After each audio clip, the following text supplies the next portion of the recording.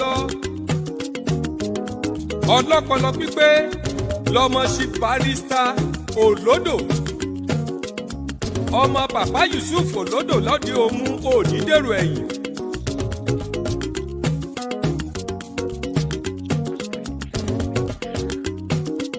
Oyèyẹmí o Àjàgbé ọmọ arówó náà ọmọ arówó rà ọmọ arówó rodindi ẹni ìjàdú Ọládòyìn òní dèrò ẹ̀yìn. ọmọ Adéníṣọ̀kan ọmọ Òkútú Kóńdè ló sùn kú kalẹ̀. Oyèyẹmí lọmọ olóde ṣèkan mi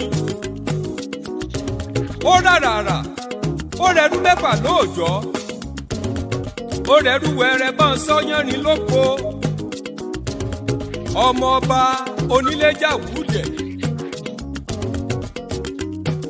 ọmọ ọba alágbẹ̀dẹjà tọmọ owó pa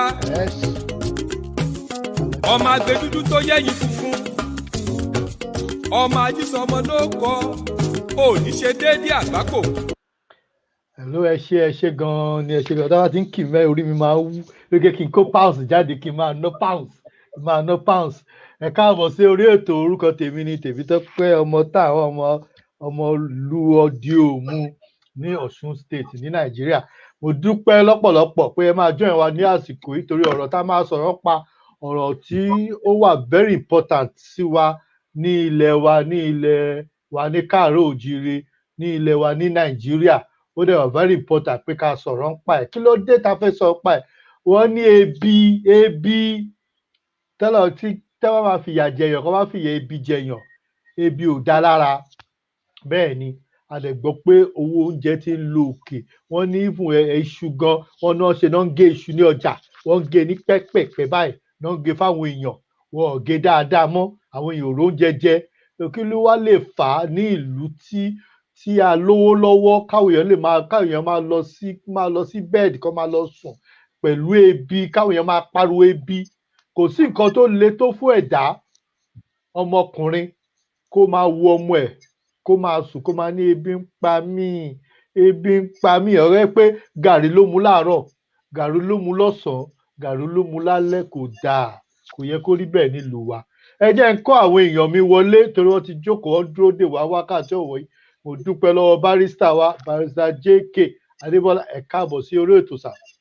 Mo dẹ̀ dúpẹ́ lọ́wọ́ prof wa náà, wọ́n ti sọ̀kalẹ̀. Ẹ ti rí pé platform yẹn ti yàtọ̀, ẹ rí pé ojú wọn ti fresh, wọ́n ti dé, wọ́n ti sọ̀kalẹ̀ sí ìlú wa. Òtútù yẹn ti wọnú ara wọn, ooru yẹn ti kúrò bẹ́ẹ̀. A dúpẹ́ lọ Professor Ali Alao, ẹ káàbọ̀ sí orí ètò. Ẹ jẹ́ bẹ̀rẹ̀ pẹ̀lú yín barista. Wọ́n ní tí èèyàn bá ti mú ebi kúrò bẹ́ẹ̀ wàhálà ti kúrò ní ọ̀rọ̀.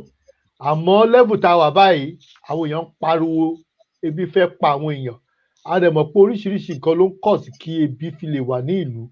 Kí ni ẹ̀yin rí sí ọ̀rọ̀ ebi tó jẹ́ problem wa? Tó mo believe pé ọ̀rọ̀ ebi yẹn, ọ̀rọ̀ hunger ìyẹn ló ń kọ̀ sí gba agitation gan tá a ní. Torí ṣé ẹ tí ó níṣẹ́ lọ́wọ́ tó lọ bí iṣẹ́ tó ní roof under his head tó mọ̀ pé future wà, pé owó kan wà tó máa gbà níparí oṣù, ṣé òun ló máa sọ pé òun fẹ́ lọ gbégi, òun fẹ́ máa lọ gbàdá, pé tó bá lè dogun kó dogun, tó bá lè dìjà kó dìjà? Kí lẹ rí sí ọ̀rọ̀ yẹn sà? Ẹ ṣeun olóòtú, a máa rí yín bá. Ilé-iṣẹ́ yìí kò ní jóná. Àmín Jésù. Bẹ́ẹ̀ lè ṣe ń gbìyànjú láti máa gbé ọ̀rọ̀ orílẹ̀-èdè wa wá sí orí ẹ̀rọ amóhùnmáwòrán yìí. Iṣẹ́ takuntakun lẹ̀ ń ṣe. Ọlọ́run náà dẹ̀ àwọn èèyàn máa gbàdúrà wọn náà, Ọlọ́run á ṣe inú iṣẹ́ yín. Ẹjọ́ yìí tó kù ta ló fẹ́ ṣe ná. So àdúrà tèmi ni pé Ọlọ́run ló máa ṣe gbogbo iṣẹ́ yín. Àmín Jésù. So ẹ ṣeun gan fún ètò yìí. Àwọn bàbá wa wọ́n bọ̀ wọ́n ní tí oúnjẹ bá kúrò nínú ìṣẹ́bùṣe.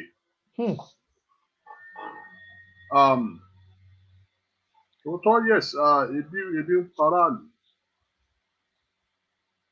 Ó ti yín, ṣùgbọ́n ṣe rí wàhálà tó wà níbẹ̀ ni pé wọ́n ní amókùn ẹrù ẹ wọ́. ó ní òkèlè ń wo ẹ̀wò ìsàlẹ̀. Mo mú òwe wá láti fi ṣe àpèjúwe ìdánwò tí gbogbo wa ní gẹ́gẹ́ bí ọmọ Nàìjíríà. Yes, ìlú tó kún fún wàrà àti fún oyin ní Nàìjíríà. Bẹ́ẹ̀ni. Kò yẹ ó dàbí ìgbà tí nígbà ayé Abíọ́lá ni. Ṣé o pé irú ọmọ Abíọ́lá kò tọ́ sí láti máa ṣàgbéjẹun? Bẹ́ẹ̀ni. Tó bá fi mú túrú ọmọ Abíọ́lá bá ń ṣàgbéjẹun, ó yẹ kó ní ìdí kan pàtàkì. Mo ṣe kọ́kọ́ pọ̀ òwe ẹlẹ́kan pé wọ́n ní amókùn wọn ẹrù ẹwọ́, ó ní òkè ń wo ẹ̀wò ìsàlẹ̀. Ìyẹn gangan ni ìdánwò ta ní Nàìjíríà. Bẹ́ẹ̀ni. Torí tẹ bá bí ọmọ Nàìjíríà lónìí, tẹ bá pe 10 jọ, 9 nínú wọn ní Buhari ló fi pa àwọn. Tó ti yẹn. Bẹ́ẹ̀ni. Olùdé kí n pọ̀ òwe ẹlẹ́kan pé wọ́n ní amókùnṣẹ́, wọ́n ní ẹ̀wù ẹwọ́, ó ní òkè ń wo ẹ̀wò ìsàlẹ̀. Mo rẹ̀ sọ lórí ètò yìí, mo ní ìjọ tí àwa ara wa ní Nàìjíríà tá bá mú gbé ojú kúrò ní Àbújá, tá bẹ̀rẹ̀ sí ní wo àwọn tí ó wà ní ìpínlẹ̀ wa àti local government wa, ìjọ yẹn ni ọ̀rọ̀ wa máa ní ìyànjú. Torí àti gómìnà àti councillor àti local government chairman gbogbo àwọn ní responsibility ọ̀rọ̀ ibi tẹ́ ìsọ ọwọ́ wọn ló wà. Ṣùgbọ́n nítorí pé gbogbo ọmọ Nàìjíríà, Buhari is a man they love to hate. Òun náà ń da ọgbọ̀n yìí lórí. So àwọn councillor wa, local government chairman àti state governor, wọ́n gọ sí kọ́nà, wọ́n ti mọ̀ pé kò sẹ́ni tó máa wo àwọn. Wọ́n dẹ̀ ń da oríṣiríṣi àrà. Torí question ìbéèrè kan tí màá ń béèrè lójoojúmọ́ ni wípé lọ́jọ́ bá ti ń sọ pé Buhari ló fi fi pa wọn. Question tí màá ń béèrè ni pé ṣé ìjọ tó ti dórí àléfà ṣé gómìnà yìí sọ pé òun lọ sí Àbújá ní ìparí oṣù òun wò rí allocation gbà yìí. Torí mo rántí pé nígbà tí Jonathan wà ńbẹ̀ odidi ọdún kan àtààbọ̀ ni wọn fi rí 100% allocation fún states. Jọ pé 70 to 80% nígbà míì gan bóyá 60 náà ń rí fún wọn. Owó tàbí ń wọlé nígbà náà lọ́wọ́. Mo dẹ̀ rántí pé nígbà tí ìjọba yìí tó débẹ̀, gbogbo àlá rí pé about 3 or 4 times ni ìjọba yìí tó fún wọn ní nǹkan pè ní Paris Fund. Lẹ́yìn owó tó ń gbà lóṣooṣù ní wọ́n tún fún wọn ní owó míì tó run into billions of naira. Kí ni táwọn ìjọba ìpínlẹ̀ wa fi ṣe? Mo ń tẹ́ láti máa sọ fún wa ìdí tó mú kí máa pàdé mọ́ra fọwọ́ tọ́ọ̀tì díẹ̀díẹ̀ sí i. Torí Bíbélì ní àwọn ènìyàn mi ṣègbé nítorí wọn kò ní ìmọ̀. Ìmọ̀ òun làwa ń tẹ́ láti gbé wá lórí ètò yìí sí láti báwọn èèyàn wa kọ́ lè máa mọ̀ wípé ibi tẹ́ ń fojú sí ọ̀nà ògbàbẹ̀. Torí ètò yẹ kẹ́ máa sán ṣòkòtò yín ọ̀nà ṣòkòtò lẹ̀ ń fojú sí. Buhari fúnra rẹ̀ ó sọ ní ẹnìjọ́ mẹ́ta nínú one of the press conference tó ṣe. Ó fún wa ní analogy kan pé for example ó ní state governor tó ti fún ní owó state àti ti local government. Ó láwá pé local government chairman á fún ní 100 million á ní kó sign fún 300 million. Nígbà tí Buhari sọ ọ̀rọ̀ yẹn gbà yẹn mo expect pé kí a rí inú àwọn state governors wa tàbí local government chairman kó wá kó sọ pé irọ́ ni ààrẹ ń pa. Ó ti lé ní oṣù kan tó sọ̀rọ̀ yẹn báyìí sí. Àti lẹ́yìn kankan tó dájú kó sọ pé irọ́ ni. Tó túmọ̀ sí pé òótọ́ ni bàbá yẹn ń sọ. Ẹ̀sìn yẹn lé ní. Ibi yìí la wà níbi oṣù bíi mélòó kan sẹ́yìn tí Buhari ò fún ara ẹ̀ tó sign presidential order níbi pé òun fún local government ní autonomy. Àwọn state governors wọ́n jókòó lé lórí. Àwọn tó láwọn ń ja ìjàngbara lónìí wọ́n fẹ́ gba Odùduwà. Wọn ò dìde ńgbà náà kan ní how come ọkùnrin yìí ń fẹ́ kí ìjọba torí kò sí ìjọba tó súnmọ́ ọmọ Nàìjíríà rere gbọ̀ngbọ̀ngbọ̀n bí local government. Ààrẹ dẹ̀ ní òun sign presidential order pé òkè òun fún wọn ní autonomy pé gbogbo ẹ̀tọ́ tó bá tọ́ sí wọn tẹ́ bá ti ń gbélé ìwọ gómìnà lọ́wọ́ kó make sure pé ó dọ́wọ́ wọn pa. Àwọn gómìnà wájú kò lè bí mo ṣe ń bá yín sọ̀rọ̀ gbogbo mo lè kà ní orí ọwọ́ kan iye gómìnà ìpínlẹ̀ tó faramọ́ tí ààrẹ sọ yẹn. Àwọn tó ń pariwo Odùduwà lónìí ààrí kankan ni wọn kó dìde sí o. Ìdí tèmi ṣe ń sọ fún gbogbo wọn ni pé Odùduwà tó ń pariwo àlá tí ò lè ṣẹ ni. Torí ohun tó yẹ kán mójútó wọn ò mójútó. Ohun tí ò ní lárí àlá tí ò lè ṣẹ òun náà ńlá. Torí ohun tó bá ti lè mú yín tẹ́ ẹ rí gbogbo tí ààrẹ dẹ̀ ń sọ wípé owó tá à ń fún àwọn local government chairman àwọn local government kì í dé ọwọ́ wọn tẹ́ ẹ dẹ̀ gbọ́ sí etí yín báyìí tí ò sí kankan nínú either local government chairman or councillors or state governor tó refute ẹ jọ̀ọ́ irú tèmi expect pé káwọn èèyàn máa agitate fún ni tó máa agitate fún irú èmi gẹ́gẹ́ ọmọ Adébọ́lá máa support wọn lọ́rùn torí wípé àwọn tó ń fi ìyà tó ń fi ebi pa aráàlú rẹ̀ kì í ṣe Buhari ṣùgbọ́n torí pé àní mo sọ pé mo ní àwọn ní alúkùnsẹ́ wọn ẹrù ẹ̀wọ̀ olókè lẹ́nu ẹ̀rù ìsàlẹ̀ gbogbo wa Àbújá ni gbogbo àfojúmọ́ ẹ̀yìn tí bá ti ṣẹlẹ̀ báyìí Buhari ni òun ló fà á tí àwọn governors wa àti àwọn local government chairmen wa they are getting away with murder on a daily basis. So tí ebi bá ń pa aráàlú Àbújá kọ́ ló fi ebi pa aráàlú. À ń sọ̀rọ̀ kan bí ìjọsí àwọn kan sọ pé torí pé èdè táwọn ṣe ń fẹ́ Odùduwà ni pé àwọn fẹ́ ètò ẹ̀kọ́ ọ̀fẹ́ àti ètò ìwòsàn ọ̀fẹ́. Wọ́n rò pé kọ́sọ̀ tèmi wá ń béèrè dọ́nà ni pé kí ló ṣe yín tẹ̀lé ní free education àti free health nínú tó wà nílẹ̀ yìí sí. Torí ibi ni gbogbo wa wà nígbà tí Ọbásanjọ́ tó kọ̀ fún ọdún mẹ́ta tí ò fún Lagos State ní allocation wọn. Jagaban ara tèmi ti wà lẹ́yìn bàbá yẹn nìyẹn. Ó gbìyànjú ní ọdún mẹ́ta yẹn. Ó ṣe àkóso Èkó. Débi pé àsìkò yẹn ló bí pé Èkó bẹ̀rẹ̀ sí ní gbèrú débi pé Èkó is now the most viable state in the country. So kí n tó bá sórí ọ̀rọ̀ mi sà. Tí ebi bá ń pa ará ìlú, Àbújá kọ́ ló ń fi ebi pa ará ìlú. Àwọn tó ń lọ sí Àbújá every month tó lọ ń gba application tí ò dín rí níjọ́ kan àwọn ní kábílẹ̀rì kí ni ìdí torí ìsàkí mo ṣe wá ń sìn lálẹ́ ilé ni mí mo ń ṣiṣẹ́ lójú méjèèjì mo dẹ̀ ń gba sálárì lóṣooṣù ìṣe yìí àwọn ìyàwó àtàwọn ọmọ bá wá sọ pé nípa àwọn ẹjọ́ ilé iṣẹ́ mi tó ń sọ sálárì fún mi tí òun ló yẹ ká máa blame ni àbí èmi kan tí mo ń gba sálárì tí mi ò ṣẹ̀tọ́ nílé àní bí mo fẹ́ ká máa wò níyò torí èmi gẹ́gẹ́ bí ẹnìkan ìwọ̀nba ìwé tí mo kà ó yé mi yéké olùfà tó yẹ pé nobody will leave me by the nose gbogbo tẹ́nìbọ̀dì bá gbé wá òkè sáyé tó bá kú wọlé kò tí èrò ara rẹ pa èmi a máa tó èrò pa kí n tó sọ ọ̀rọ̀ mo fi àmì ṣe analogy báyìí sí pé gẹ́gẹ́ bí baálé ilé sẹ́ káwọ̀ mi bí gómìnà state mi èmi ni baálé ilé right mo ń ṣiṣẹ́ mo dẹ̀ ń gba sálárì mi oṣù parí rí kì í sọ pé ibi iṣẹ́ mi ní kò sí sálárì mo ń gba sálárì all right so n tó bá fi wá mú ìyàwó àtàwọn ọmọ tó bá fi ń pariwo ebi ẹjọ́ ṣé ibi ilé iṣẹ́ mi ló yẹ ká blame ni àbí èmi question tí máa fi parí ọ̀rọ̀ tèmi nìyẹn sà kí n fàyè lè fáwọn yòókù kan ẹ̀ka náà bá wà dá sí. ẹ ṣé gan-an ni mo ti rí pé pásítọ̀ náà ti join wa pásítọ̀ Samuel náà ti join wa ẹ ṣé gan-an ni ẹ jẹ́ kí n sáré gbé prof wọlé prof ẹ ti gbọ́ kan tí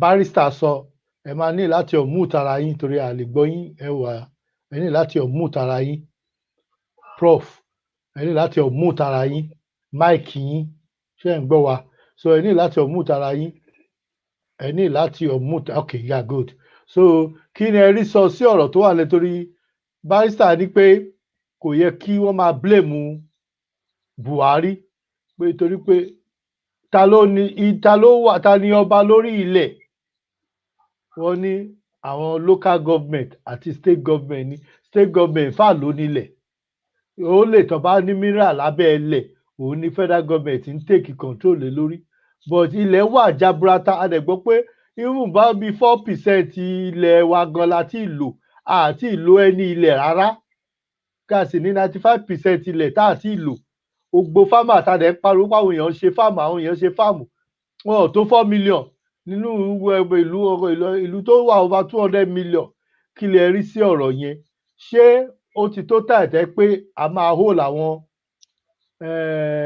kí wọ́n ń porúkọ àwọn gómìnà wa ká hó wọn responsible for the challenges that we are facing now because at the end of the day àwọn náà nílẹ̀ wà lọ́wọ́ wọn àwọn ló yẹ kó máa sáì sí ààbò àwọn ló yẹ kó máa fáwọn èèyàn ńlẹ̀ wọn mi ò gbọ́ kọ́ tó pé àǹfààní tó bá yẹ pé ọjà àwọn èèyàn wọn náà ń pínlẹ̀ fún ẹ bá lọ bẹ̀ ẹ bá lẹ fẹ́lẹ̀ láti ṣoko wàhálà ni ẹ bá ní láti go through so many papers so kí lẹ rí sọ sí ọ̀rọ̀ yẹn.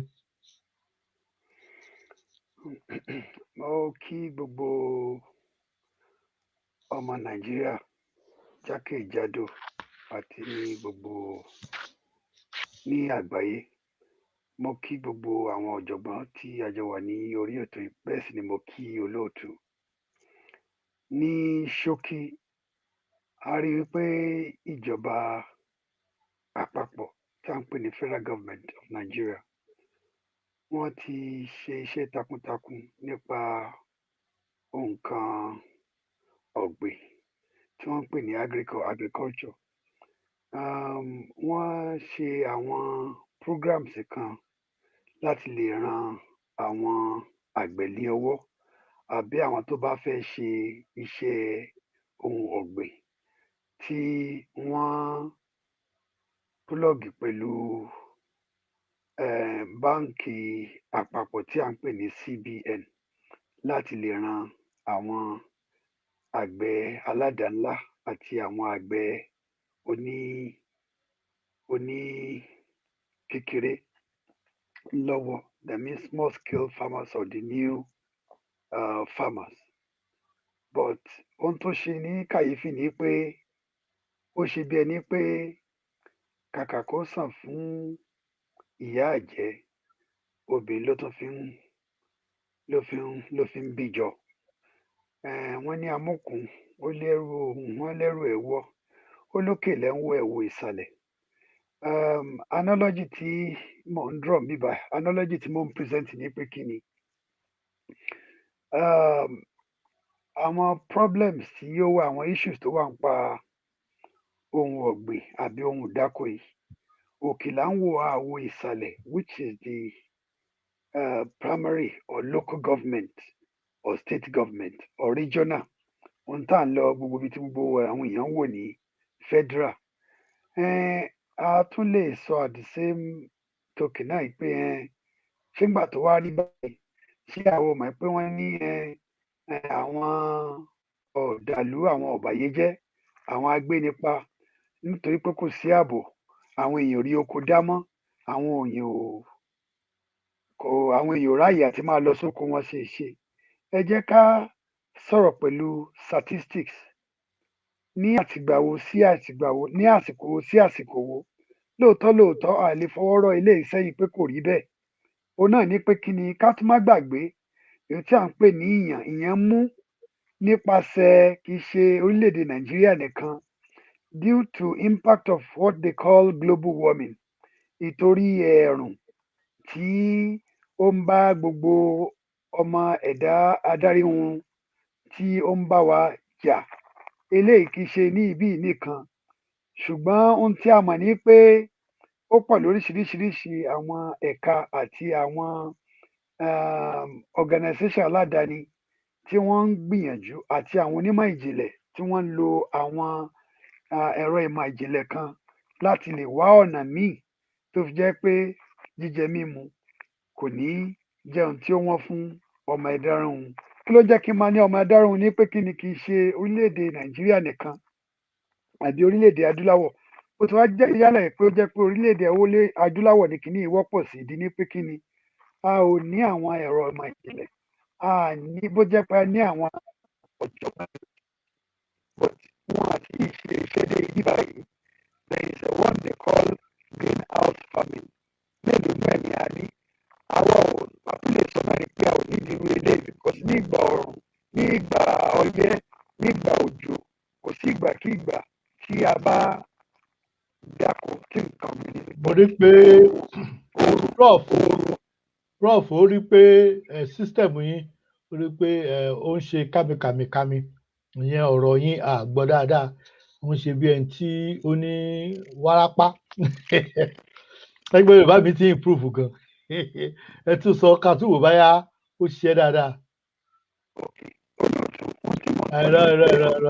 ẹ̀rọ ẹ̀sìn voice yìí sì rí bẹ́ẹ̀ tó ní kọ́lí so ẹ jẹ́ ká tún ṣe ẹ jẹ́ gbé pásítọ̀ wọlé. Pásítọ̀ ẹ káàbọ̀ sí orí ètò. Mo ní ẹ̀yin náà rí ogun kan tó ṣẹlẹ̀ nílùú wa nísìn owó ata ti wọ́n àwọn kan ní pé nítorí pé àwọn aláwùsá ti sọ pé àwọn máa dín pẹ̀lú sádánà ni nítorí ẹ̀ ní gbogbo nǹkan tó fi ń wọ́n nítorí ẹ̀ lẹ̀ fi rí oúnjẹ jẹ àmọ́ àwọn èèyàn mi àwọn kó gẹ̀ẹ́sì ń sọ pé rọ́ is happening all over the world bá ṣe ní Europe UK náà ni gbogbo tiwa la máa ń fi politics bọ̀ àgbọ́tọ́ gbé torí àwọn Scotland ní oúnjẹ fi wọ́n London oúnjẹ ti wọ́n ó ti lo òkè ògbà náà la rí àmọ́ a sì ń róúnjẹ jẹ àmọ́ kí wọ́n sọ pé over 90 million Nigerians are in extreme poverty which means that they might even go to bed without something to in their stomach. That is the population of that is 20 million plus of on top of the population of the United Kingdom. I imagine kí gbogbo United Kingdom kó lọ sí bẹ́ẹ̀dì lálẹ́ kó má rí oorun kó má rí oúnjẹ gbé síkùn ṣé ìlú ò ní dàrú by the time táwa fi máa jí ní àárọ̀ kí lẹ rò kó máa jẹ́ solution sí wàhálà tó ń ṣẹlẹ̀ nítorí oúnjẹ tí wọ́n o àwọn èèyàn dẹ̀ ti ń pè àwọn èèyàn ò pè láti béèrè pé àwọn fẹ́ fóònù mọ́ nísìnyí oúnjẹ náà owó oúnjẹ náà ń béèrè nísìnyí kí lẹ rí sọ sí ọ̀rọ̀ yẹn kí n tó gbé prof padà. ẹ ṣeun olóòtú mo sì kí gbogbo àwọn tí wọ́n wà ní orí ìkànnì yìí náà láti bá wa dá sí ọ̀rọ̀ barista wa àti professor àti gbogbo àwọn tí ó ń gbọ́ wa nílé. Ibi tí màá mú láti bí orí ọ̀rọ̀ professor yìí pé wọ́n ní amúkùn ẹrù ẹwọ̀n ó ní òkèlè ń wò ẹ wò sàlẹ̀. ṣe rí gbogbo ọ̀rọ̀ tí àwa ń sọ ó sì dá lé orí the system of government tí à ń lò ní Nàìjíríà nítorí pé ó ní nǹkan tí a lè fi wéra wọn. ẹ wo ìgbà 1960s tẹ́mọ̀ pé gbogbo ìgbà náà ni a máa tún ṣe àpèjúwe àsìkò yẹn wípé lásìkò yẹn tí regional government wà ní ọ̀dọ̀ wa kòkó ó ní àmọ̀tà tí wọ́n fi kọ́ cocoa house bí wọ́n fi kọ́ cocoa house àti àwọn other buildings tí ó wà ní ọ̀dọ̀ wa ní north long groundnut and co ó ní wọ́n tà tí wọ́n fi kọ́ àwọn Amadu Bello and co the same thing in the east tí ó wá jẹ́ pé àtìgbà tí a ti dá ìjọba papọ̀ wípé ká máa kówó lọ sí òkè wọ́n ṣẹ̀ mọ́ ha lé wa lọ́wọ́ láti ìgbà yẹn ṣé a lè tọ́ka sí ìgbà kan tó jẹ́ pé a ní oúnjẹ bí a ṣe ní àsìkò yẹn. N tí barista sọ mo faramọ́ lápá kan ni wípé àwọn governors wa àwọn local government wa the executives tó wà ń bẹ àwọn tó yẹ kí wọ́n ṣe ṣùgbọ́n tí ìpìlẹ̀ bá ti bàjẹ́ kí ni kí olódodo ṣe ní ọ̀dọ̀ wa nígbà tí ó jẹ́ pé kòkó òun la rí ńgbà yẹn ta rí pé kòkó la lè fi ṣòwò a dẹ̀ fi pèsè nǹkan tí àwọn ènìyàn wa ń fẹ́ federal government ò lè dá ṣe ní tí federal government kó sórí ó ti pọ̀ jù ní tí wọ́n dẹ̀ ṣe kó sórí náà ní pé bó ṣe pọ̀ yẹn náà ni owó tí ó ń lọ sí ọ̀dọ̀ federal government bẹ́ẹ̀ ló ṣe pọ̀ sí òun náà dẹ̀ ló fi àyè sílẹ̀ pé èyí tí wọ́n máa jí kó náà bẹ̀ wọ́n á jí ìyókù fèrèfèrè òun ni wọ́n máa fi sílẹ̀ fáwọn èèyàn èyí tí wọ́n bá fi sílẹ̀ náà tó bá dé ọ̀dọ̀ state àwọn executive ti bẹ̀ náà àwọn náà yóò tí wọ́n yọ sápò tíntín tó kù bẹ́ẹ̀ àwọn náà fún tarí ẹ̀ sí local government executive nígbà tó jẹ́ pé bó ṣe ń wọ́ wá látòkè nìyẹn àwọn yẹn náà yọ títẹ̀ tí wọ́n á yọ sápò awakù kékeré tí kò ní tó aráàlú títí tí ó dìgbà tí each region tí wọ́n mọ̀ pé in tí ó ń ká àwọn èèyàn wa lára ní ṣẹ́mi pé gbogbo tí ìjọba àpapọ̀ ń ṣe even àwọn state tí wọ́n ní wọ́n ń ṣe títì wọ́n ń ṣe gbogbo ṣé ìyẹn ni priority wa nígbà tó jẹ́ pé ebi ń pa àwọn èèyàn wa ṣe báwọn èèyàn yìí ṣe báwọn náà wọ́n lo títì so àárín yẹn as priority kí n tó sáré mú nǹkan tí barrister sọ torí mo bá wọn lẹ́nu ẹ̀ nígbà tí wọ́n sọ nígbà tí ìjọba àpapọ̀ tó bá mú mọ̀dòmọ́dò nú ẹran tó wá fi egun lé àwa yòókù lọ́wọ́ báwo ni federal government ṣe máa mú mineral kó mú nsìn irú Ọ̀yọ́ state wọ́n rí gold ibẹ̀ federal government mú gold ibẹ̀ ó ní òun ló ní eléyìí wọ́n wá ní òkè ẹ̀yin yòókù ẹ̀ máa lo oko ẹ lọ́ máa wú ilẹ̀ kẹ́ lọ́ máa gbin àgbàdo kẹ́ lọ́ máa gbin gbogbo ẹ̀ kò sí bí kinní yẹn ṣe fẹ́ work ẹ jẹ́ kí àwọn tí ó ní those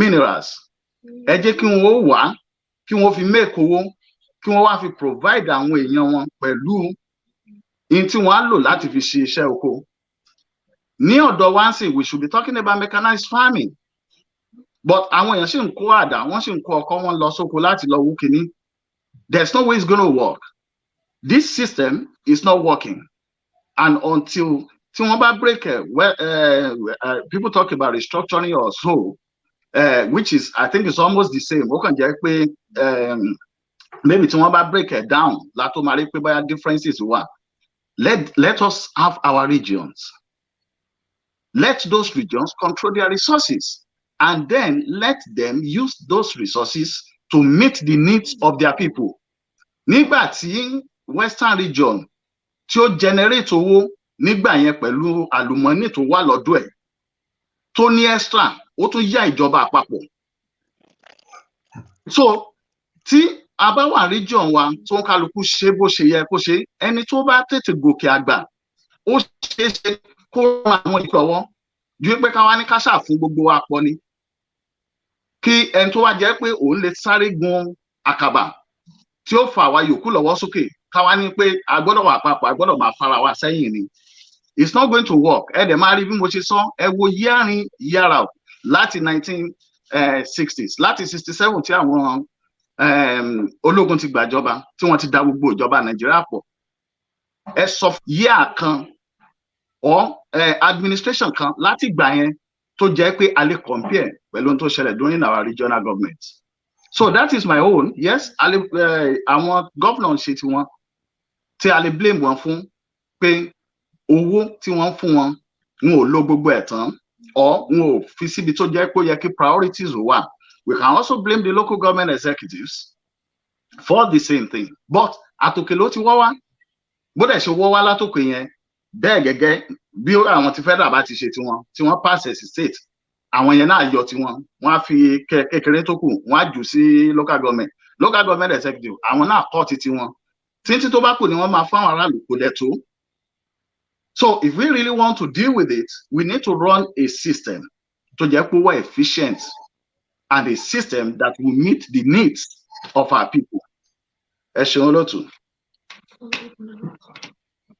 Ni ẹ ṣe gan ni tí ẹ bá wò wá wákàtí ọ̀wẹ́ ẹ bá mi láìkí péjì ẹ bá mi share péjì ẹ jẹ́ káwọn èèyàn mọ̀ nílé pé à ń sọ̀rọ̀ nípa ọ̀rọ̀ oúnjẹ tí àwọn èèyàn máa jẹ òun là ń sọ̀rọ̀ nípa ẹ jẹ́ padà sí ọ̀dọ̀ prof kí n wò báyá system wọn ti ṣe prof ẹgbọ́n kan tí pastor sọ and the bottom line tó wà bẹ́ẹ̀ ni pé wọ́n ní àdé òde tọ́wọ́ pé àwọn region tẹ́pẹ́ bá tọ́wọ́ pé fún region láàyè ni gbogbo ilé ìta à ń sọ yìí ìbá má rí bẹ́ẹ̀ àmọ́ mo jẹ́ wàá gbọ́ pé àwọn kan tiẹ̀ ti gbé gọ́ọ̀mẹ̀ntì lọ kóòtù pé ní ilẹ̀ Kánò gbé ẹ jẹ́ kí àwọn Ìgbò máa lọ ẹ jẹ́ kó máa lọ ó jáde nínú newspaper pé ẹ jẹ́ káwọn Ìgbò máa lọ so wọ́n ní God máa make a judgement lórí nǹkan tó ń sọ ní 1st of November so a lè sọ bá kóòtù ó sọ pé àwọn agree pé kí àwọn Ìgbò máa lọ ṣé báwo lẹ ṣe rí ọ̀rọ̀ ẹ sí pẹ̀lú gbogbo nǹkan tí ó ṣẹlẹ̀ ní Nàìjíríà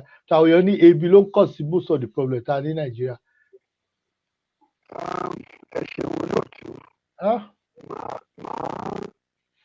ṣe ní ṣókí ṣe rí ohun tó máa ń dùn ní pé. Ẹ má bínú prof orí pé ẹ máa ní láti jáde kẹ́ ẹ padà wọlé torí ohun kìíní yẹn ò ohun yẹn rárá àti ẹ̀gbọ́n yín rárá ẹ má bínú ẹ jẹ́ lọ sọ́dọ̀ barrister kí ni ẹ̀yin rí sí ọ̀rọ̀ yẹn. ẹ ṣeun olóòtú. Mo ń farabalẹ̀ mo fi ń tẹ̀lé ní tí pásítọ̀ sọ lẹ́ẹ̀kan ṣùgbọ́n àárín kan ni ò yé mi níbẹ̀. Àárín yẹn ni wípé àwọn ìjọba ìpínlẹ̀ torí wọ́n ní solution ọ̀rọ̀ yìí ni pé ká padà sí region. Bẹ́ẹ̀ni. In other words, he was talking about resource control, right? Yes. Ohun àlùmọ́ọ́nì táwọn rí lọ́dọ̀ wa fún ká ṣe kí ni ká jẹ́ pàwọ́ là ń control. In an ideal world, that would be perfect. Ṣùgbọ́n question tó mi fẹ́ béèrè ni pé ṣé àwọn gómìnà wa ti ìpínlẹ̀ àti local government tó yẹ pé wọ́n bá tó ń rí tó ń manage ẹ̀ dáadáa ṣé ẹ jọ̀ọ́ kí ni guarantee pé tó bá wá ń control resources pé wọ́n lè use it judiciously. Torí mo rántí Jésù Kristi tí gbogbo wa ń tẹ̀lé nínú ìdúgbò pásítọ̀ ni wọ́n. Ó ní tó ṣe nínú Bíbélì tó fún àwọn kan ní ẹ̀bùn lóríṣiríṣi. Ó fẹ́ nìkan ní kékeré, ó fẹ́ nìkan ní medium, ó fẹ́ nìkan ní large. Gbogbo aládẹ̀mọ́ tó ṣẹlẹ̀. Èyí tó fún ní kékeré tí ó ti yé yín. Bẹ́ẹ̀ni. Ó ní tó ṣẹlẹ̀ níbẹ̀. Òmùṣẹ́ ọlá bíríǹgì àárín yẹn wá ń sìn.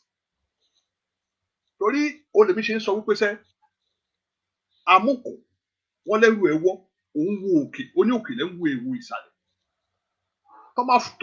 Tó máa fún wa ní authority láti máa control resources wa. Ṣé àwọn tí wọn ò lè control díẹ̀ tó ń dí ọwọ́ wọn nísìn tó lè lò judiciously fún àǹfààní aráàlú ẹ jọ̀ọ́ kí ni guarantee pé tó bá wá ń control resources wa gan they will be able to manage it well.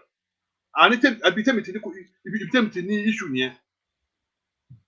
Torí kó tó di pa ń débi pé on control resources why don't you hold them to account now? Ká máa bẹ̀rẹ̀ sí ní bèrè lọ́wọ́ oníkálukú wọn pé n tó tilẹ̀ nígbà ní àti Àbújá gan kí ló fi ń ṣe gan. Torí until we get that right tá máa fún ọ ní resources it's like ọmọ kékeré tẹ́ gbé lọ sí candy shop ni. Ṣó ṣe yín? Ó yé mi. Kàmì ló máa ṣe. The corruption tá à ń sọ nísìnyí will even get worse nígbà náà. Nígbà tẹ́ ń sọ bẹ́ẹ̀ gbogbo aláwà níbi tá à ń gbọ́ story tá à ń gbọ́ lórí NDDC náà gbogbo owó tíjọba àpapọ̀ tó ń vote NDDC ṣe bá ra àwọn director wọn lẹ́yìn ló ń fèkì pé òun faint ní house nígbà tó ń interrogate. That is what happens when you allow people too much leverage. Ó lè mi ṣe faramọ́ resource control for now until taba show pé we are mature enough for us to be able to manage it because whether we like it or not ṣọ́nà mi yé yín until we begin to hold our governors wa àtàwọn local government wa to account. Nígbà tá a bá wá rí pé okay by the time tá a bá mú wọn dé level pé yes wọ́n mọ̀ pé táwọn ò bá ṣe ẹ̀tọ́ àwọn aráàlú á pariwo nígbà tá a bá gbé wọn dé level yẹn ìgbà aláṣẹ lè máa béèrè pé okay o nísìnyí o àti màtí because it's like ọmọ tí ò tí tó lọ́kọ́ tẹ̀ ń gbé ọkọ rẹ̀ lọ́wọ́ ni ọmọ 40 years old tó lò fẹ́ ra mọ́tò tí bàbá náà lọ gbé mọ́tò rẹ̀ lọ́wọ́ ẹ jọ̀ọ́ ṣé ọ̀nà parọ́ kọ́ lẹ fún gbé lọ́wọ́ yẹn. Now I'm not saying they are stupid that they cannot manage it. What I'm saying is our mindset is not mature enough. Gbogbo tá à ń sọ sí níbi ọwọ́ tá a wà ń sè let's hold them to account pé owó tẹ̀ ń gbà ní Àbújá sẹ́ this àní àwọn nǹkan tí ìlú ń fẹ́.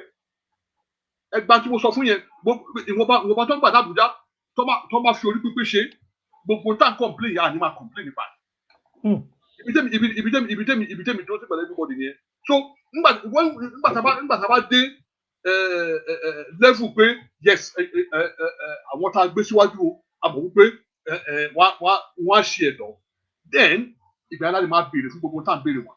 But for now we are just chasing shadows and we will still be back to square one even worse pàápàá. It happens. Okay. That's our own point lórí yẹn nìsa torí kò sí pa ṣe fẹ́ ṣe. Okay, barrister ẹ ti gbọ́ kan tí mo ní barrister pastor ẹ ti gbọ́ kan tí barrister ní láti sọ sí àdéhùn orí pé consensus náà sì wà ń bẹ̀ ebi ń pa àwọn aráàlú òde kẹ́ bá PDP ní àbí APC ní bá region wà ń bẹ̀ àbí òsì region kò táwọn èèyàn tó wà kọ́sà ní pé àwọn lè rí búrẹ́dì jẹ, àwọn lè mu That's tíì, all. àwọn lè ṣe nǹkan táwọn fẹ́ ṣe. So it's not bad the Buhari, kò sí nǹkan tí Buhari lè ṣe. Láti bá sọ pé ká gbọ́ ó sọ pé ó lóun wà disappointed pẹ̀lú gbogbo ilẹ̀ tá a ní pé just 4% ní àwọn gómìnà ló ń give instruction lórí ilẹ̀. And just like ẹ̀yin náà ti sọ tẹ́tẹ̀lẹ̀, there seems to just be there's a need for a synergy so that ebi ò ní pa wọn ará ìlú. Ó dà ẹ jẹ́ ká padà sí ìtàsí níbi another 10 minutes ká tó sáré close. Mo fẹ́ kí n gbọ́ kí ni view yín lórí nǹkan tó ṣẹlẹ̀ lórí Ìgbòho so far, ibo ni wọ́n bá ọ̀rọ̀ ẹ̀ dé, kí lẹ dẹ̀ ní sọ láti lórí and then in 2 minutes náà ẹ wá lè sọ nípa referendum tí ẹ̀yin ṣe tó mọ̀ pé nǹkan tẹ̀yin ṣe yàtọ̀ sí nǹkan tí àwọn Sunday Ìgbòho ń ṣe. Ẹ ṣeun olóòtú, àwọn information tá a ní so far lórí ọ̀rọ̀ ti Sunday, in fact ó tiẹ̀ tún ti yí ojú ju ètí a ní ọ̀sẹ̀ tó kọjá lọ. Ibi tí nǹkan dé dúró ní ìsinyìí, wọ́n sọ pé n ò tiẹ̀ sọ̀rọ̀ nípa pé n tó ṣe ní Nàìjíríà mọ́. Bẹ́ẹ̀ni. Pé n tí wọ́n tún sọ ní pé nǹkan kan wà tó ṣe ní Benin Republic and ìyẹn ò dẹ̀ ní anything láti ṣe pẹ̀lú any passport or anything. Ṣé àmọ́ pé ni mo ṣe sọ ní the other time pé àwọn nǹkan kan tí à ń gbọ́ tí wọ́n mú wá ó lo pálí kan ni ó ṣe kìíní kan ni pé these are things that has not yet been confirmed. Àwọn tá a kan gbọ́ ni. But in tó wà sí wọ́n nígbà tí wọ́n dé the third judge nǹkan kan wà tó commit ní Benin Republic. So lọ́ọ̀yà yẹn dẹ̀ sọ pé àwọn lọ́dọ̀ prosecutor kìíní ìkejì. Then gbà táwọn máa dé ti tọ̀dọ̀ kẹta ló ń sọ pé in fact it has nothing to do with in tó ti ṣẹlẹ̀ Nàìjíríà. Pé ìgbà wo ló wọ Benin Republic ó ní Sunday, between that Sunday night and Monday ni wọ́n ní nǹkan kan ṣẹlẹ̀. So but then he's still there ní prison tí wọ́n ní kó fi sí until tí wọ́n fi máa deal pẹ̀lú case yẹn. So it's just to clear it pé at the point where it is now, when it has nothing to do with in tó ṣẹlẹ̀ Nigeria, and secondly Nigerian government kò tí make any formal extradition request to Benin Republic. So that ends there until tabatuma other things to overcome up. Now, okay. Because I have a question. Come on, to continue. Torí ní last Sunday nígbà tá à ń sọ̀rọ̀, last Saturday nígbà tá à ń sọ̀rọ̀ pa ọ̀rọ̀ yẹn, a sọ̀rọ̀ nípa pé kò possible, and barrister sọ pé kò possible pé kí wọ́n bá gbé asylum application wọlé in absentia. That in itself is fraud. What that he put that in the public notice pé torí is people around him ló sọ pé àwọn ti gbé asylum application wọlé fún tó wà in process. Àtọ́ ẹ pé wọlé ní ọjọ́ Sunday tí wọ́n mú ní ọjọ́ Tuesday. Definitely that means that when he was still in Nigeria, ìgbà yẹn ló gbé asylum application ẹ wọlé. Yes. And that that is an immigration fraud issue. And we also said during our conversation pé if Nigeria is wise, Nigeria will just step back. Nítorí pé ó ti kó so many things sínú ó ti kó so many incriminating things mọ́ rẹ̀ lára sínú rẹ̀ lọ́wọ́ tó pé Nigeria government wọ́n ní láti gbé wá sí Nigeria ẹ̀wọ̀n kan tó ṣẹlẹ̀ pẹ̀lú Ezezaki tẹ́gbẹ́ wọ́n release ẹ̀ náà ni. So there's no reason for Nigeria to even get involved. They can just leave him to face the Benin Republic justice while they put pressure underneath to make sure pé kò bọ́ nínú ẹ̀. So ìyẹn tí Benin máa sọ pé okay, let's enter plea bargain. Wọ́n sọ wá sí rí body language Nigeria pé Nigeria ò fẹ́ Nigeria fẹ́ kọ́ deal pẹ̀lú ẹ̀ bó ṣe kọ́ deal Nigeria. Yes. As a Nigeria is entitled to what do you call it, consulate service. But mi ò gbọ́ pé Nigeria lọ bẹ̀ láti lọ rí for consulate service at all. That is his right as a Nigerian citizen. But wọn ò sọ̀rọ̀ so ẹ jẹ́ kí n make point kí n tó gbé barrister wọlé. Yeah, etí ẹ sọ yẹn náà a sì máa sọ pé táwọn èèyàn sì ń sọ ni. It's just an official charge ní Benin Republic. I mean, let's look at it. Báwo la ṣe wòye pé Benin Republic tó wà ní àrọ́wọ́tó the Nigerian government ó ní Ìgbòho ti máa lọ seek asylum when he has resident permit ní Germany. So ìgbà tí wọ́n bá tó gbé kéèsì yẹn gangan wọ court tí a rí n tó ń ṣẹlẹ̀ lèèyàn tó lè sọ pé nǹkan báyìí ṣé mi pé bí last week ọ̀tọ̀ ní táyà tí wọ́n sọ pé ṣe nǹkan mẹ́ta tí wọ́n tò sílẹ̀ tí wọ́n kọ́kọ́ release now ó ti change in sin. So I think mi rò pé Benin Republic tó súnmọ́dọ̀ wa tó dẹ̀ jẹ́ pé at least Nigeria ṣì ní mọ́sù ju Benin Republic lọ in Africa. So why would somebody to ní resident permit Germany lọ́wọ́ tó máa lọ seek asylum ní Benin Republic? But let's put that aside. The other one tẹ́ sọ mo ti gbàgbé the second point. Mo ní pé ó yẹ kó fún ní cashless service pé but wọn Nàìjíríà ò tẹ̀ fẹ́ dá sí tó kàn fẹ́ kí Benin bá wọn ṣiṣẹ́ àwọn kọ́ bá wọn ṣe dirty job wọn. Yes, at the moment, obvious Nigeria, the Nigerian government wọ́n mọ̀ wípé first of all wọ́n ti ṣe tó wrong bí wọ́n ṣe lọ kọlù lú ẹ̀ tí wọ́n dẹ̀ pààyàn bẹ́ẹ̀. Ṣé mọ̀ pé àwọn tí wọ́n kó níbẹ̀ the 12 people ó di ẹ̀kejì tí wọ́n ní kó wọn wá sí court tí SSS ò lè tí wọn ò produce wọn ní court wọ́n tó ti fún wọn di Monday láti present those people.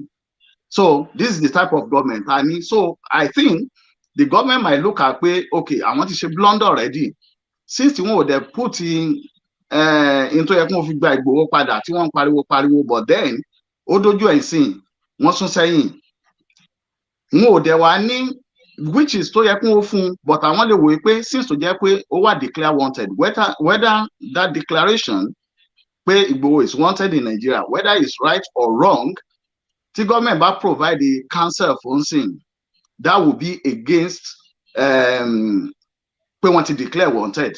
So when láti vacate kan before they can move to the second one. I believe that wọn ò lè ṣe méjèèjì at the same time pé okay o a declare yan wanted in bíbá ó sá lọ ń lò then ó wá ní problem ló kan àwa tó wá fẹ́ lọ fún ní counsel láti lọ defend it. I don't think they will do that. Okay, ẹ jẹ́ kí n gbé barrister wọlé. Barrister kí lè rí sí ọ̀rọ̀ tó ṣẹlẹ̀ ní Nàìjíríà lórí ọ̀rọ̀ Sunday Igboho. Mo ti sọ mo tó yẹ kí n sọ lórí èmi mo dífà pẹ̀lú pastor lórí pé gọ́ọ̀mẹ̀ntì wọ́n bá ti lọ sí ilé ẹ̀. Ìṣe rí àwọn narratives wọ̀nyí ló ń create more problem ní Nàìjíríà. Èèyàn tó kó àwọn gòdògòdò tó lọ sí border tó lọ open border tó dẹ̀ gba ìbọn lọ́wọ́ wọn níbẹ̀. Why anybody máa support ẹ̀ sí pé ìjọba ṣe tí ò dáa tó lọ sílẹ̀ ní òye mi. Ṣé ìṣòro ẹ̀kọ́ fọwọ́ra lórí pé àwọn ọ̀kárẹ̀ láyé ọmọ rẹ̀ bí yán ṣé tó ẹ̀kọ́ ṣe fún nìyẹn ẹ̀sìn yẹn lé ní. Èèyàn tó jáde lórí fídíò tó ní òun ò ní jẹ́ kí election tó ní lórí kò hó. Torí as far as I'm concerned tí n bá ń gbé Nàìjíríà I would see that as an affront on me because on tamper on my own fundamental human right. People did not see that. Ó tún jáde ẹ̀wẹ̀. Ó ní tí Jagaban tó bá campaign ó láwọn apá ẹjọ́ what more do we need? Torí I find it it leaves a very bitter taste in my mouth. No matter wo èèyàn tó máa ń discuss this way pé kò yẹ kí ìjọba lọ sínú ilé ẹjọ́ wọ́n ṣe èèyàn tó lọ open border tó gba ìbọn níbẹ̀. Tó bá lọ lo ìbọn yẹn níbi kan sí kan tó lọ sílẹ̀ these same people náà máa jáde tó máa ní ó yẹ kí ìjọba ti take action báyẹn ó yẹ kó ti gbá kan ó yẹ kó ti ṣe àwùjọ òkú. This is why I cannot get it with our people sometimes. Torí mo dẹ̀ rántí pé mo sọ́nà ẹ̀ náà pé ìjọba ìlú tá a wà yí bàbá àwọn immigration wọn lọ ń ja ilẹ̀kùn èèyàn ní 4 a.m. So kí ni táwa ń sọ ní ìlú tá à ń pè ní senaclan ní o. Wọ́n tó máa pè é sí tó bá dáhùn wọ́n á da ìṣẹ́gun ilẹ̀kùn yẹn ni wọ́n wọlé tó bá dẹ̀ máa wọlé báyìí àwọn àti immigration àti ọlọ́pàá tó máa lọ síbẹ̀ wọ́n máa ju 20 lọ. So kí la wá ń sọ ṣé torí pé ó jẹ́ Nàìjíríà. This is my issue because to me ìṣẹ́rí ẹni tí ò bá jáde ní Nàìjíríà tó bá ń sọ orílẹ̀ èdè I understand but túnú àwọn tá a ti gbé ní ibi táwọn èèyàn ń pè ní senaclan àárín tó ń ṣe tí ọlọ́pàá bá lọ sílé èèyàn tó bá kọlẹ̀kùn tó bá dáhùn They have the right to do that. So long as they have their warrants. And ìjọba òde tí ìjáde kó sọ pé àwọn ò ní warrant of arrest. And Ìgbòho fúnra rẹ̀ ó sọ nínú audio níbi tí gbogbo wa gbọ́ pé nígbà tó dé they called on him tó ní Ìgbòho come out, we are here for you. Kí ló dé tí ò surrender ara ẹ̀? Ẹ jọ̀ọ́ tá bá máa sọ̀rọ̀ mo fẹ́ ká máa fi òye gbé. Torí téèyàn bá fa gbùrù ní fagbó. Nígbà tó dé ilé ẹjọ́ náà tó pè é tó ní kó jáde, all he has to do as a good citizen is to surrender. Tó bá káwọ́ sókè tó surrender, nobody will shoot at him. The reason there was a fisticuff was because his own people were shooting at the security agencies, and you cannot expect the security agencies to just back off like that. It never happens anywhere. Even America, what told you number one country in the whole world, would never back off. So these are the things where, to me, when I see people trying to defend the indefensible. Because this guy, at every point, but when talking for now, some people go and follow the video. Even on let you show one video, every Tony, I want that boy in the corner, ni mo da keke tu mo pe were ni. I will never support someone like that. Any step the government might take to bring that person to book is fine by me. Because mo sọ ní last week, mo ní bí àwọn Boko Haram náà ṣe bẹ̀rẹ̀ rí. Tí ìjọba nígbà náà tó ń fi kid gloves tó fi treat wọn. If tí ìjọba tó wá pé ìjọba treat wọn, bó ṣe fẹ́ treat Sunday Igboho àtọ́ lọ sílẹ̀ àti bó ṣe lọ treat Nnamdi Kanu. Kanu mọ́lẹ̀ ni. Boko Haram would not be the menace they are to us today now. They would have been curtailed longest time. But because kid gloves come about I think this government is learning from the mistakes of the past. And instead of us now to give them kudos and knock one. This is the same people again. Toba the last thing that Toba change the about ṣe bíbí láti gbọ́ Ìgbòho fúnra ẹ̀ ló sọ pé Ọọ̀ni of Ifẹ̀ tó bá lọ títí àwọn awúlé àwọn àdàbọ̀. Ẹjọ́ if he had done that, the same Nigerians turn say pé the government should have done what they have done will be the same Nigerians tó máa sọ pé nígbà tó ti sọ ẹnu ẹ̀ kẹ́tì lọ dí pẹ̀lú ẹ̀ náà. These are the issues that I don't understand about Nigeria because sometimes I find it difficult to understand what do we really want. As Nigerians, what do we really want? What the government does, we complain. What they don't do, we complain. I'm glad this is the Republic. Nigerian government is playing very smart with it. That was why Moshe laughed in the last week. They cannot extradite him because of political opinion, because of his political opinion. And I'm thinking in my head, as a lawyer, I got told he's just talking nonsense. Because as far as I'm concerned, Igboho was not declared wanted because of his political opinion or because of the fact he was not declared wanted because of that. He was declared wanted because of his criminal activities, which is not covered under this extradition treaty. That's all. So I want me why they are just clever by half. And what they mean because one right was still on without knowing. Because they go to a court deep and already. They are not doing that. Propaganda number 3, which is a shame. So for me, Ejo, if you are taught me, I will support Nigeria over any individual, especially when that individual is trying to supplant or to suppress my human rights. I will not.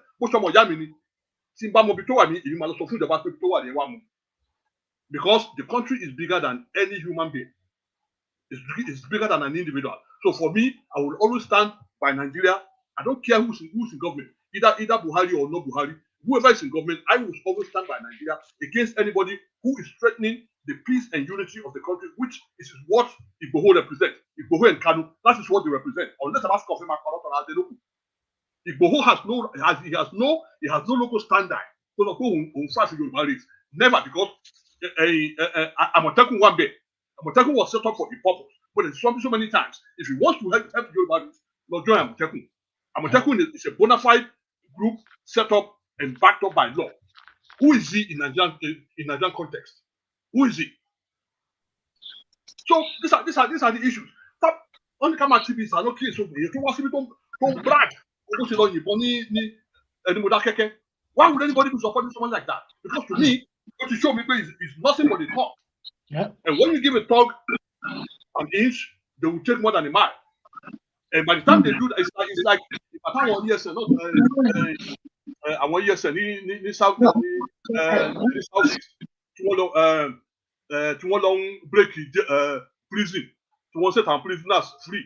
Ẹjọ́ ta náà fi ń ṣe ìjọba kan náà fi ń ṣe náà ara wọn ni because nígbà táwọn prisoners ẹ bá bẹ̀rẹ̀ sí ní dábìlà nígboro ẹjọ́ ṣé ilé Buhari náà fẹ́ lọ. These are the issues I'm talking about. So this is what I will never support people like that. Never. I don't care who's in government. I'm not talking because it is Buhari there now. I'm talking because Nigeria is my country, and anybody that threatens that country is my enemy number one. End of story. Ẹ ṣé gan ni ní wákàtí ọ̀wọ̀ ẹ jẹ́ ń gbé barrister ẹ jẹ́ ń gbé pastor wọlé kẹ̀kọ́ sọ ní ṣókí in 1 minute kẹ fún mi ní views yín lórí nǹkan tí barrister sọ àti nǹkan tẹ́yìn náà dẹ̀ rí sí ọ̀rọ̀ tó ń ṣẹlẹ̀.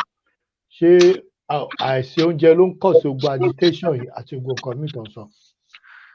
Well, àìsí oúnjẹ kọ̀ nítorí pé àìsí oúnjẹ ọ̀ngàn tó bá jẹ́ pé gọ́ọ̀mẹ̀ntì wà tó ṣe ni kò yẹ kí ó dé ibi tí ó dé yẹn. So àti pé kò sóúnjẹ o àti pé kò sí justice, and that's the one that is most important. Wípé àdíjọba tó fi sí ẹ̀gbẹ́ kan tí ó ń sọ fún àwọn tí wọ́n jẹ́ kínní tí wọ́n jẹ́ àwọn bandits and co tí wọ́n ń fọwọ́ ra wọn lórí, including terrorists, tó jẹ́ pé títa àwọn apá yòókù gọ́ọ̀mẹ̀ntì yẹn ni wọ́n lé wọn tí wọ́n fẹ́ lé wọn pa. Gbogbo tí wọ́n sọ nípa ti Ìgbòho yìí DSS ò tí gbé Ìgbòho sí court. A sọ ní last week náà àwọn 12 tí wọ́n mú wọn ò tí sọ charges pé nǹkan báyìí láwọn these 12 ṣe. I mean, báwo ni wọ́n ṣe ń rọ́ọ̀nù ìlú bẹ́ẹ̀ yẹn? Ẹ wo ti Hushpuppi tí wọ́n sọ, wọ́n lọ sí court, wọ́n gbéwèé ẹ̀ jáde, wọ́n pín everybody rí pé ti allegation tí wọ́n make against ẹ̀ ni. Nígbà tí Bọ́lá Tinubu ń gbà yẹn wọ́n gbé jáde, nígbà tí Àtìkù ń gbà yẹn wọ́n gbé jáde. Títí tọ̀dọ̀ wa ẹ wo àwọn 12 tí a sọ, up to now wọn ò tí gbé pé n tí wọ́n ṣe ni court náà provide gbé wọn wá gbé wọn wá. Ẹ wo even Sàkísàkí tá à ń sọ àtìgbà tí wọ́n ti tì mọ́lé wọ́n lọ sí court, àwọn SSS or whoever, they don't have any evidence. I mean, ṣèjọba nìyẹn. So àti pé àwọn èèyàn ló ń jẹjẹ insecurity in the country, government ò ní vision, because wọ́n jẹ́ pé government ní vision ni. I mean, ṣebí APC àti Buhari wọ́n mọ problem ta ní Nigeria before they put out a manifesto that we are the right people to resolve this thing. Àwọn èèyàn dẹ̀ sọ pé okay, a gbé ìjọba fún yín ẹ lọ ṣe, so wọn ò ní right àti complain. So gbogbo yẹn tí àwọn èèyàn rí pé ìjọba wọn ò provide tí wọ́n láwọn máa provide, then things are getting worse, and then we now have a president that is nepotic. I mean, it's so clear. So people are just saying okay, in fact ẹ máa rí táwọn èèyàn sọ pé fún tó bá tiẹ̀ jẹ́ pa máa ṣẹrú, ẹ jẹ́ ká ṣẹrú àwọn èèyàn ara wa, not ẹrú àwọn other person. So gbogbo nǹkan yìí pátápátá òun ló ń affect issue of oúnjẹ, because gbogbo ẹ̀ ta mọ́ra wọn ni, àti insecurity àti the fight for balance of power, and the government tó jẹ́ pé kò wà focused on the country as a whole. So ti Igboho, and that's what we kept on saying, child of necessity ni Igboho now. Anybody gbọ́ orúkọ Igboho 3 years ago ni? Nobody knows him.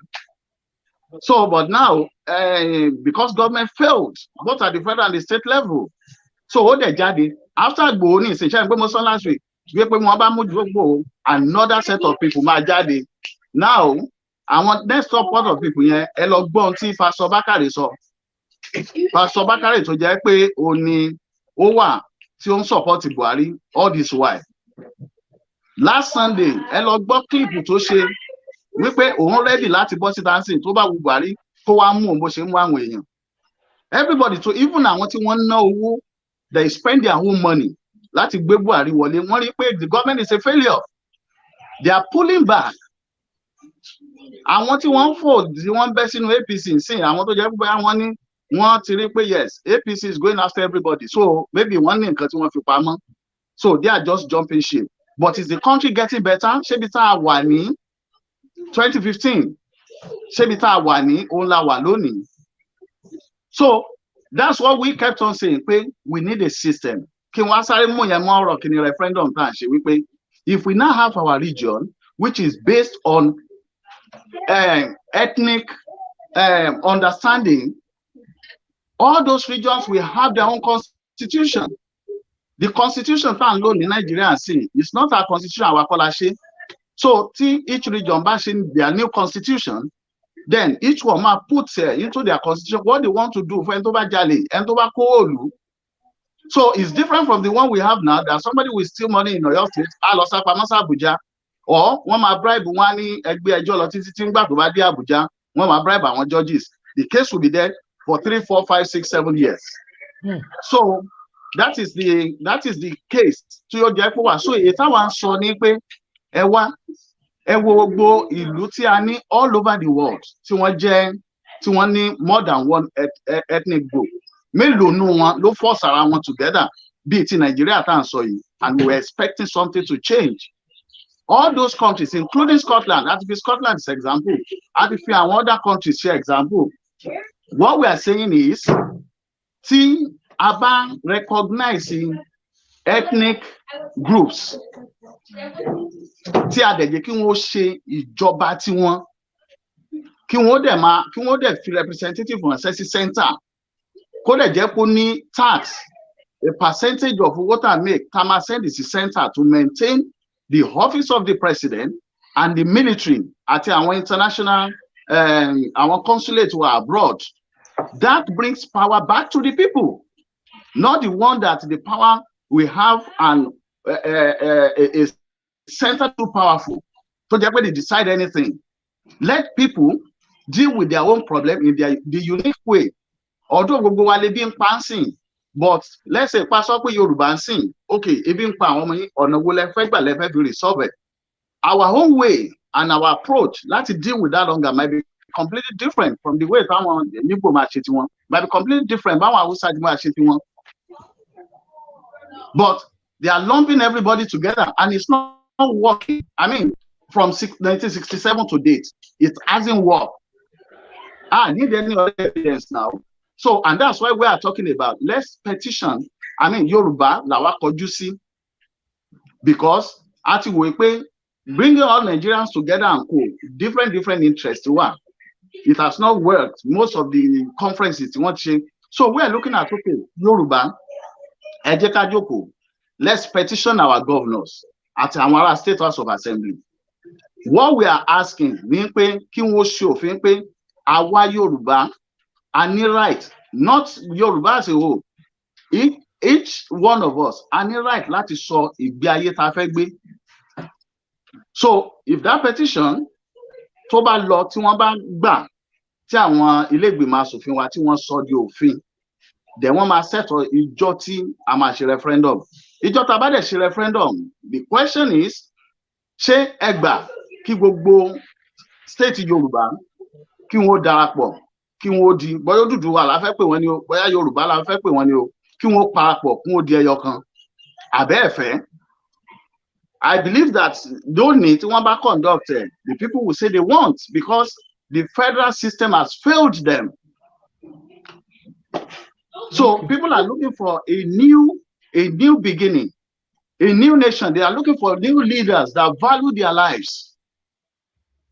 Not Agbogbo àwọn tó ń ṣèjọba ń sìn àti PDP, APC, NPP and co. All those ones are representing the party. They are not representing the people. Their allegiance is to the party. And that's why you see them jumping about. None of them is representing the people. Until Tabari Orient Kiniyewa, where if somebody says, I'm going to represent you, they are going there to represent the people. And they become answerable to the people, not to the party. That's why we are saying people should sign the petition, okay, which has gone over 10,000. Okay. I just Barrister in 1 minute. If we are concluding message, my final conclusion on 3 points. Lórí táwọn tí pastor raised this. First of all, what is the issue nepotism, which as to me sounds very, very unfair. Unfair in the sense where ibi ìlà nígbà tí Jonathan wà ńbẹ̀, nobody talk about nepotism. Gbogbo positions and everything, from number 1 to 35, we only have one Yoruba man, Adesina. Nobody talk about nepotism there.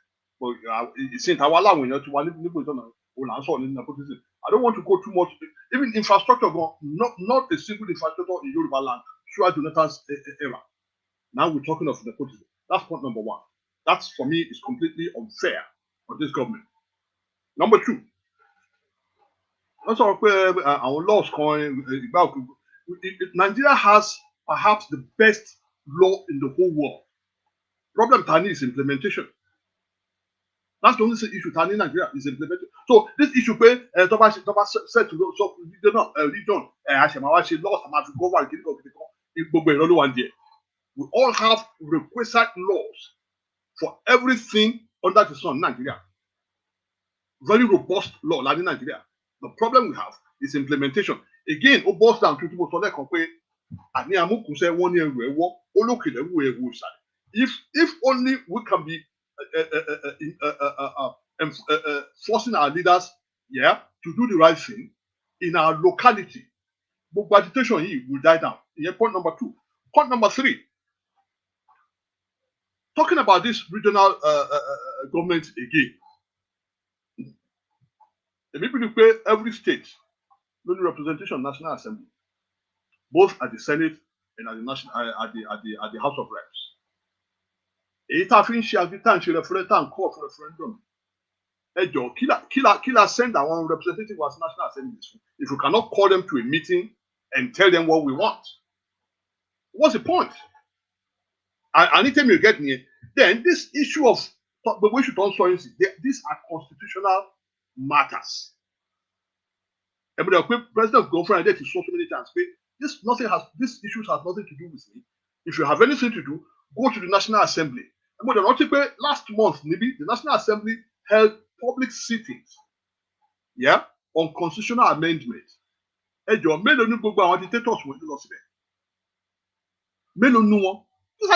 are the questions we should be asking ourselves. Because for me, it's like I'm sure tell I'm palapalapa. Ojú ọ̀nà wà lẹ́tọ̀ yẹ ká gbà tá a máa fi ru tá à ń fẹ́ ọ̀nà gbọ́dọ̀ ọ̀làmúrí. That's the reason they should support any of them, because every single one of them, they know the right way to go, but because maybe oníkàlùkù fẹ́ gbọ́ ògo ara tán, they now decide to go the way they want to go, so that at the end of the day, àwọn làwọn ṣe back out. Because the reason the National Assembly held that public, àwa ní UK bí as a representative láti bí lọ síbẹ̀ lórí diaspora voting. Àmọ́ ìta wà ná tàbí send àwọn èèyàn lọ síwá, because not only they went to all the 6 geopolitical zones in Nigeria, all the cities they make sure pé àwọn representatives that wọ́n taking it to wọ́n attend. This is how to play the game, not rousing on the social media and just heating up the politics for nothing. There are avenues for you to make your grievances known. And our diaspora voting council in the UKB, that was what we did. And even those 6 people now enlisted other people, because I've already just covered the different like Kaduna and some other states like that. They had to enlist the service of some people, to go and represent us there. Document law. Document state grievances as diasporans in the UK, pertaining to our voting right. This is the way to play the game. No matter any analysis anybody say, because as far as I'm concerned, unless you are hitting the nail on the head, because this is not about public grandstanding. This is about hitting the nail on the head and doing the right thing and going through the right quarters to get things done. If you don't do that, the Nigeria that I know, nothing will happen. So this is the issue I'm talking about, and that is why I think most of these people will probably won't be reading from the same page, because when there's the right way for you to do things and you choose to do it the other way, then to me, I'm questioning why all the stress? Why go through all the stress? So on those 3 points, the issue of nepotism and the issue of Nigerian law and the issue of this constitutional issue of agitation and stuff like that. There are ways to go about all of them. Analyze this. Perhaps maybe the people making all the agitation will learn a thing or two here. And because to me, sometimes certain utterances does nothing but hit up the policy. And when they go then this stop country, they keep country go loading. I really hope people will just sit down and think about it seriously. Because sometimes I want to come back to need that the public. You need to go to the right people, talk to them. It is only when you talk to them and they are not doing anything, then you cannot come to the public and start talking. Because hey, how many people someone says I want to go to the program in this? Many people will just jump on whatever it is they hear, without using their own senses now to decipher it, and they begin to do things. And that was what emotionally fast. Certain utterances that we make sometimes heat up the quality unnecessarily. So perhaps maybe we should be more contract. I'm trying to use the word what Mofelo to start Lori. It's not contract or circumspect. Conscious. Yeah. We need to be circumspect. Yeah, in certain things we say and the way we pass our message across, so that we don't look as if we are heating up the quality. Because the issue of nepotism being leveled against this government to me is completely unfair. I will go back to that now to end up now. Because the reason I made that is because there's a very good comparison between this government and the Jonathan government. And for me, I will never stand for anybody who accuses this government for nepotism. Because unless I have heard you done the same to the Jonathan government before, if you haven't, then sorry, give this government some kudos for how far they've done. Thank you very much, sir. ẹ ṣé gan ẹ jẹ́ kí n dúpẹ́ lọ́wọ́ pásítọ̀ pé wọ́n join wa ní òní àti pòfẹ́sọ̀ Alẹ́ Àlàó tí wọ́n kúrò lórí platform torí technical problem. Ẹ jẹ́ n tó also dúpẹ́ lọ́wọ́ barrister J.K. Adébọ́lá pé ẹ ṣé gan thank you so much for all your contribution. Èyí tá a ní ìtẹ́ a lè ṣe ní òní nìyẹn àti lo 1 hour and 7 minutes already. Mo fẹ́ dúpẹ́ lọ́wọ́ gbogbo àwọn tó join wa ní òní. Tó bá di next Saturday, máa béèrè question lọ́wọ́ barrister nítorí pé a ní láti wo Nigerian police àti gbogbo nǹkan tá à ń gbọ́ tó ń ṣẹlẹ̀. Torí irú nǹkan bẹ́ẹ̀ yẹn a lè gbọ́ kó ṣẹlẹ̀ ń bí pé èèyàn kan ń ra Ankara àbò ń ra Guinea àbò ń ra ọkọ̀ àbò ń fún èèyàn lówó láti lọ arrest èèyàn kan, gbogbo yẹn ò ní ṣẹlẹ̀. Jẹ́ pé ìlú wa níbí ni. So at this point, I think we're going to sign off at this point, but mo fẹ́ dúpẹ́ lọ́wọ́ gbogbo yín pé ẹ join wa ní òní láti lè sọ̀rọ̀. Èyí tó bá dẹ̀ di next week náà, a máa actually báyà next week gan, báyà kan tá a máa ṣe ni pé ká actually wo government Goodluck Jonathan àti ti Buhari ká compare méjèèjì. Maybe we need to do that so that we all understand better nǹkan tí barrister sọ̀rọ̀ pa àti nǹkan tí pastor náà sọ̀rọ̀ pa. So until we meet again, mo fẹ́ dúpẹ́ lọ́wọ́ yín pé ẹ join wa ní òní. Ẹ bá mi like page, ẹ bá mi share ẹ yẹ ká mọ ibi tí ẹ ti ń pè wá. Ẹ bá dẹ̀ ní question, tẹ bá ní nǹkan tẹ́ fẹ́ ká ṣe náà, àwọn email address wa wà níbẹ̀ yẹn.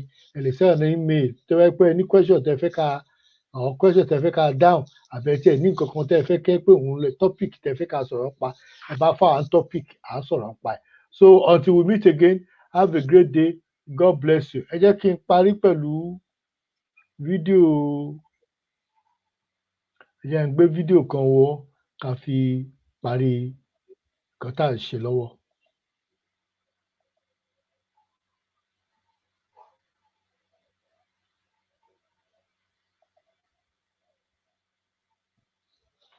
Africa is battling many challenges ranging from terrorism to kidnapping and political unrest.